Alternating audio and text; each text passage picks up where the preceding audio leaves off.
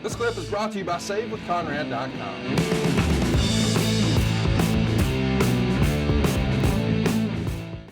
Let's talk about the next night in Smackdown.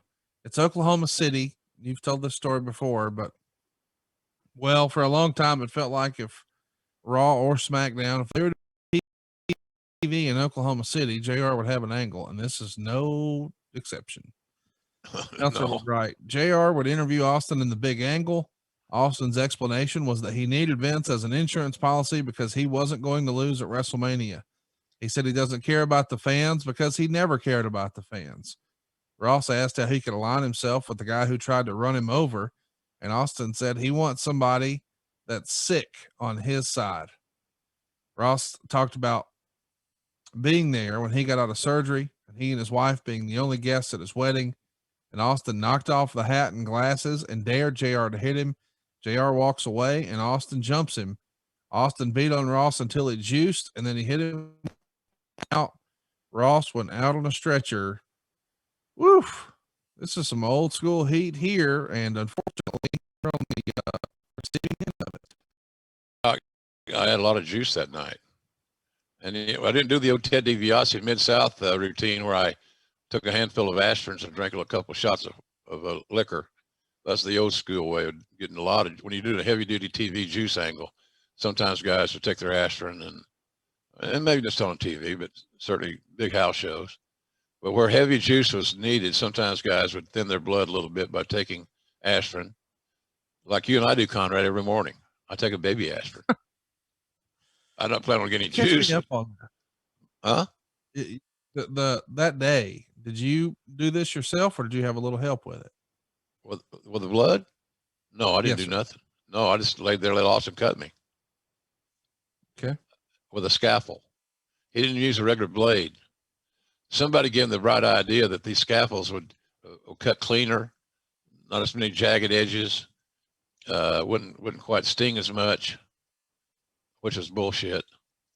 And, getting cut like that was like getting stung by a couple of bees. It doesn't kill you, but it hurts. It's startling.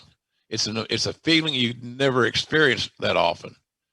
I didn't sit around my house when I was a kid, want to be a wrestler and practice getting juice. Why didn't you, JR? God damn it. Aren't you not dedicated anymore? Don't you care? Are you that old? You not care about a Hurricane Ranas and Tope El Suicidas, you son of a bitch? So anyway, he got me with a scaffold. And it was bad enough to do stitches. But the doctor there was convinced to glue it shut. So they glued my cut shut. It's over here, I think, somewhere in this neighborhood. If you ever meet me and you're close enough, and you ask me, I'll show her my big red badge of courtesy is. Yeah, I got some juice that night in the main event. Ratings were great. Sold out, turned away. I didn't ever see some people. And I went over too, by the way, I had to go over. Whose idea was it to, hey, let's make sure they boo him. Let's beat up the hometown boy. Is this Vincent KM, baby? Yeah. He's driving the bus.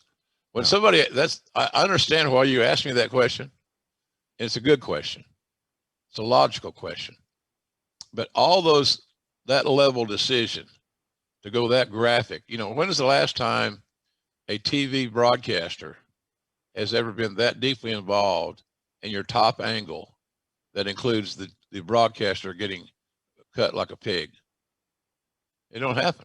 No. So, and I will tell you that Steve had some attention. The interesting story about that, I may have told the story. We're trying to figure out a way to, for people to take their eyes off Stone Cold and me long enough for Steve to do his business. And that was the diversion. We needed a diversion. So I suggested it should be Vince. He's the one that's orchestrating all this craziness. He's the one that Austin's aligned with.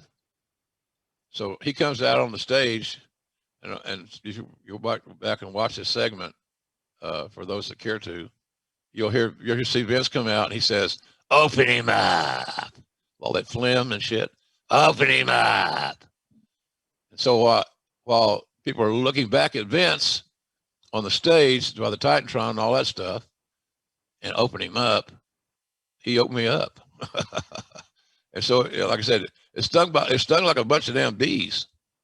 And I never experienced that kind of pain. It wasn't like pain like insurmountable. And some of the boys that are listening to this, and I know a lot of the boys listen, they're probably going to laugh their asses off because they do it all the time. Right. But did you do it with a scaffold?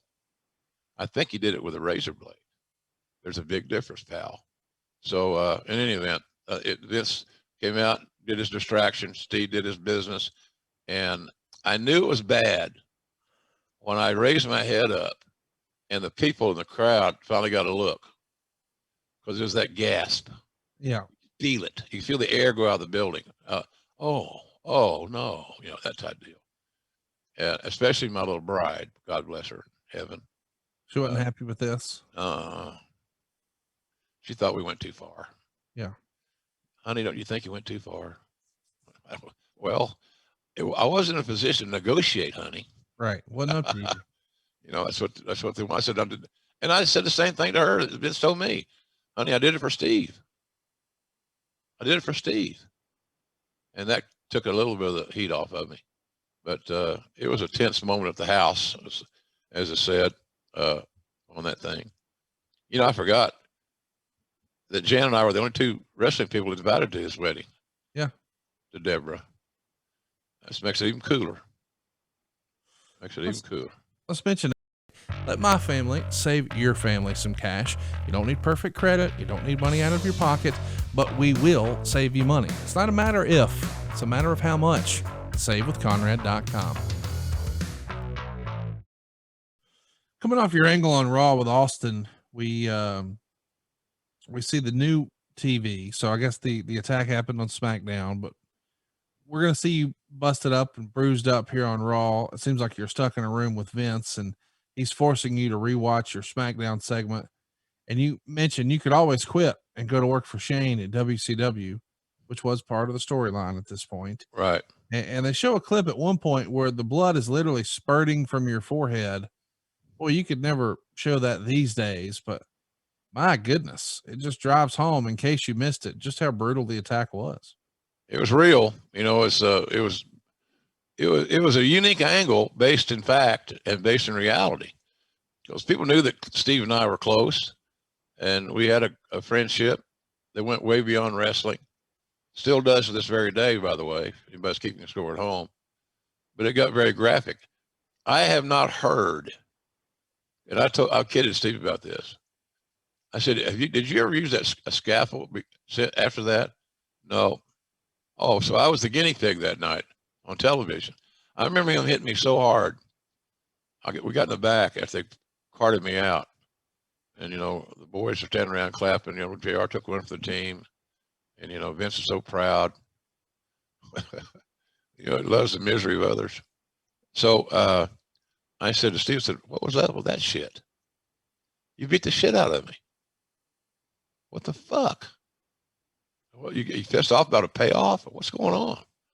He says, had to make it look good, kid, on television. I said, it's taped, Steve. It's taped. They could edit around anything that's bad. It's taped. I said, I got fucking knuckle knocks, your goddamn big old hands all over my head, my forehead. He was in hey, if you go back and look at that, slow it, do some slow motion, you'll see what I'm saying. He laid his shit in. I preach that all the time. So what's good for the goose is good for the gander, as they say. But we've laughed about that many times. Heavy hands. I've even called him heavy hands, especially if we're drinking. Hey, heavy hands, pass me a beer. Hold my beer. Hey, it's Conrad Thompson. Thanks for checking out the podcast here on YouTube. Be sure to hit the subscribe button and the notifications bell so you get a notice anytime we upload some new content. And go save yourself some money right now. If you're in a 30-year loan or you have credit card debt, it's not a matter of if I can save you money. It's a matter of how much. Find out right now for free at SaveWithConrad.com.